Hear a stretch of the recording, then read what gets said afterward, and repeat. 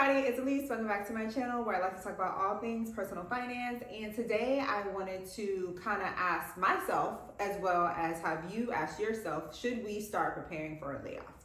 The reason why I think that it's important to take a minute to talk about this is because we are living in some crazy times. It's April of 2025 at the time of me shooting this video. And if I look to the left of me and I look to the right of me, I see things kind of crumbling. And then it makes me look at my own situation. Now, I work in the hospitality sector where money only rolls over to my industry if people have extra money. But if they don't have extra money, they're not coming. And then what happens? I have the potential to either have my hours cut drastically or cut completely in the form of a layoff. And I am not naive enough to think that it won't happen to me. And even though it's scary to say out loud, I think it's time that I said, and maybe it's time for you to say, that I could be laid off, right? Really quick, please like this video if you feel so inclined. It's free. Also subscribe if you haven't. If you keep coming back but you haven't found yourself as a subscriber, please subscribe. And now, at the end of the day, I can say that I'm feeling the urgency, but that doesn't stop me from wanting to make sure, and I'm sure you wanting to make sure, that we can meet our basic needs, which is a roof over our head, food in our bellies, clothes on our backs, and the opportunity to have fun a few times in the month, right? Like, that is something that we all attain to want to be able to do independently, right? And we need our jobs for that. The bad thing is, I have to get comfortable with saying that out loud. I'm not as prepared as I want to be. The good thing is that I have a lot of practice with this kind of stuff. And when I say with this kind of stuff, which is I have a lot of practice with making a plan for my money, and that plan worked out successfully for me. I am an elder millennial, and unfortunately this is the third recession that we are about to go into, because I'm claiming it now. I think we're going into a recession. But yeah, there was 2008. I was still in college, but almost to be out of it. 2020, that was a thing. And it's looking like 2025, 2026 is going to happen. So with that being a fact, but with my prior, track record, I've been able to make plans for my money. Some examples is that I was able to make a plan for my money to pay off 6 figures of debt.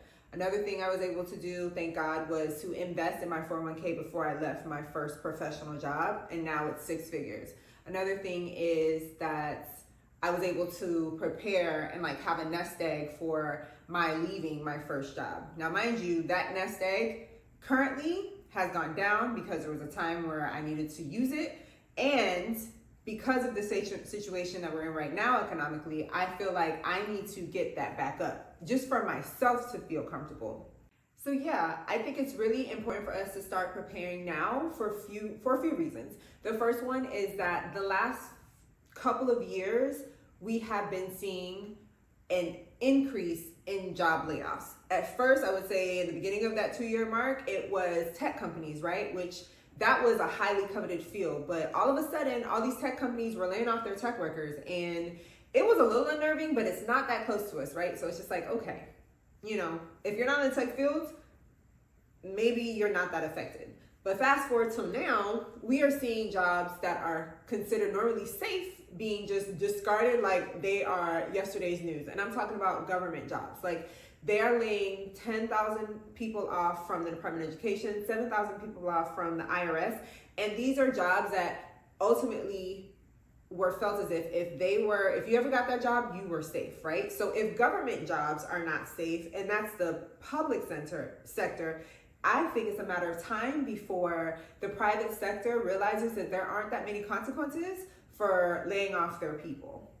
So where does that leave us? Again, in a space where we need to be preparing.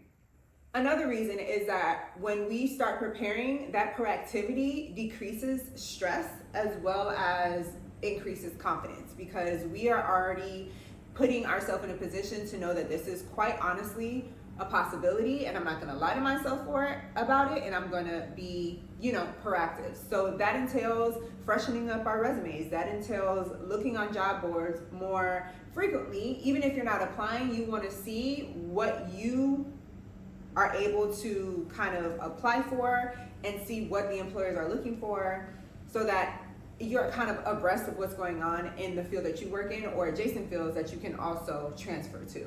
Preparing now also helps us to avoid being caught unprepared. So things like fixing our finances, keeping up with networks that, you know, are in your profession right now or in the past coworkers, past bosses, or even like your college networks if you did go to college, right? Like I know several people who keep up with past supervisors, and they're always talking just about life, but it's never a bad idea to shoot them a text or shoot them an email and let them, you know, catch up with them, because you never know if they can pose an opportunity for it. Because I've seen that many a times where just through people you know, you aren't set back too much. And I think the last wise reason why preparing is a good thing now is because it helps us prevent financial setbacks. Losing a job doesn't always have to be a financial setback, because we have all our ducks in a row. It may be a setback professionally because maybe you're not going into someone's establishment and working and getting paid for it. But if everything else is taken care of and we can then use that free time to find another job, financially, we do not have to be set up. And that's the majority of why we want to keep our jobs and be prevented from being laid off in the first place. Now, I understand there are a few arguments against that, which one would be is that having a super high emergency fund is not necessary because you can be saving all this money and you never get laid off. And that is true. But I do think it prudent to just not be caught swimming naked. Like I think it's more comfortable to have 3 to 6 months, but in this specific time, I know I personally want to beef it up to 9 to 12 months. But I understand people saying like you're putting too much eggs in that one basket and you can be using that money to invest, pay off debt. I understand that, but the debt is going to be there, and so will investments. We need to be like able to sleep at night and know we have some money, a little bit more money than usual, because this is a time that's a little bit more stranger than usual. And then I can also see someone saying that all this preparation is causing unnecessary anxiety. That is possible. But I know for me, and I'm wondering if that's the same situation for you, doing all this work helps quell the anxiety that we're trying to avoid, because I'm taking it year by year, but in this time frame, we're 3 months into the year, I'm hoping by the end of the year, at minimum, I am a little bit more cushioned against if I were to be told, hey, at this moment, we no longer need your services. So how am I preparing? Before I let you know, please let me know how you guys are preparing down in the comments, but I'm gonna start by giving you guys some things that I'm doing, and the first one is saving. As you guys know, if you guys are watching my monthly savings updates, last year, 2024, was horrible for my emergency savings. It is in my budget to save $4,000 to $6,000, and I saved all, I think, but $200 because life kept happening. And I have been diligent about that cannot happen this year. Okay, everything be damned, I need to save. So that's one thing that I'm doing. Another thing I'm doing is getting rid of any dead weight. And I'm not just talking financially, I'm talking about mentally and emotionally. If you're causing me stress, you are out of here. If you're causing me stress mentally, if you're causing me stress financially, you are also out of here. Anything that is a liability is no longer, because I don't have time for it, and it doesn't behoove me to keep it in my environment. And it feels so freeing to be free of the dead weight. That kind of brings you down. I'm also doing low spend.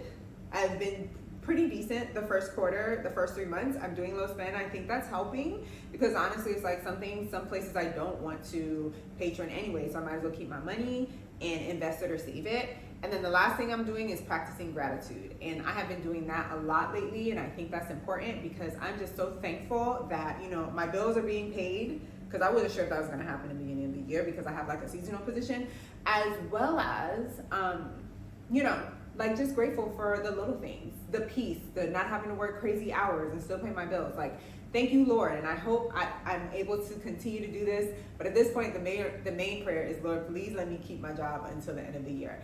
And I understand people are like, why are you so concerned? I feel like I'm not trying to sound an alarm, but I do think we are going to be put in a spot of weakness if we don't acknowledge that it can happen. Because I feel like a lot of people think that it would never happen to them.